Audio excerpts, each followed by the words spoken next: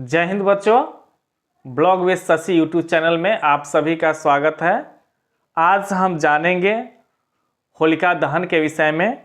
होलिका दहन क्यों मनाया जाता है, साथ ही प्रहलाद, होलिका और हिरण्यकश्यप की क्या पौराणिक कथा है।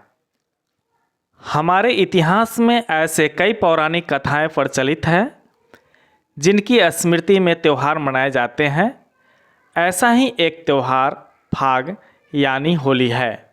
इसे फागुन या फगुआ भी कहते हैं गवई भाषा में। होलिका दहन से जुड़ी भक्त प्रहलाद की कथा आइए हम सब सुनते हैं। हिंदू धार्मिक पौराणिक ग्रंथों में ध्रुव, उपमन्यु, आरुणि, श्रवण कुमार के साथ ही भक्त प्रहलाद जैसे महान बालकों की कथाएं हैं। भक्त प्रहलाद हिरण्यकश्यप राक्षस का बेटा था। हिरण्यकश्यप ने तपस्या कर भगवान ब्रह्मा से वरदान मांगा था। भगवान से उसे यह वरदान मिला कि किसी भी अस्त्र से नहीं मारे जाओगे, न रात में, न दिन में, न धरती में, न आकाश में। यह वरदान मिलने के बाद हिरण्यकश्यप को लगा कि वह अमर हो चुका है। उसने अपने छोटे भाई का बदला लेने के लिए देवताओं को परेशान किया। हिरण्यकश्यप ने अपने बेटे प्रहलाद को अध्ययन के लिए गुरुओं के पास भी भेजा, लेकिन राक्षस का पुत्र होने के बाद भी प्रहलाद भगवान की भक्ति में मगन रहता था। गुरुओं को प्रहलाद को दूसरी शिक्षा देने का आदेश।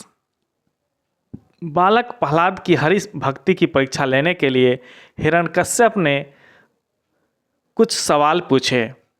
प्रहलाद ने हिरण्यकश्यप को बताया कि सबसे श्रेष्ठ भगवान हरि हैं, इसलिए वो उनकी ही पूजा आराधना करेगा। प्रहलाद ने हिरण्यकश्यप को हरि का ज्ञान करवाया, लेकिन वरदान के मद में चूर हिरण्यकश्यप ने अपने ही पुत्र को मारने की ठान ली। भक्त प्रहलाद को मृत्यु देने का आदेश। हिरण्यकश्यप ने प्रहलाद को लाख समझाया, लेकिन प्रहलाद ने भगवान की भक्ति नहीं छोड़ी। इसके बाद हिरण्यकश्यप ने प्रहलाद को यातनाएं देनी शुरू कर दी। हिरण्यकश्यप ने अपने सेवकों को प्रहलाद को मारने का आदेश दे दिया।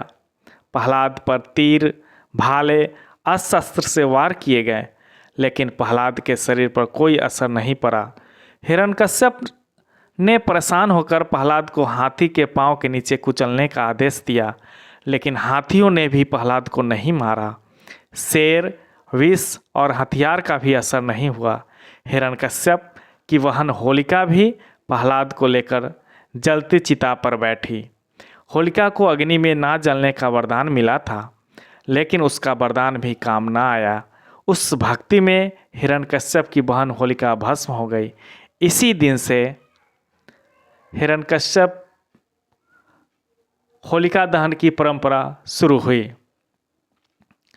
हिरण्यकश्यप ने खुद प्रहलाद को देनी चाहिए मृत्यु। अब हिरण्यकश्यप ने प्रहलाद से कहा, मैं तुम्हारा वध करूंगा, देखता हूँ कहाँ है तुम्हारा भगवान। इस पर प्रहलाद ने कहा कि हर कण में भगवान है। हिरण्यकश्यप ने प्रहलाद से पूछा कि खम्भे में भी है? प्रहलाद ने कहा, हाँ है। हिरण्यकश्यप ने गुस्से में खम्भे पर लात मारी। तभी खम्भे में से नरसिंह भगवान आकर हिरण्यकश्यप के सामने खड़े हो गए। उन्होंने हिरण्यकश्यप को अपनी गोद में रखा और नाखून से उसका शरीर चीर दिया। इस तरह हिरण्यकश्यप अपने वरदान के अनुरूप न पृथ्वी पर, न आकाश पर, न किसी अस्त्र से, न देव, न मानव, बल्कि नरसिंह भगवान के हाथों मारा गया।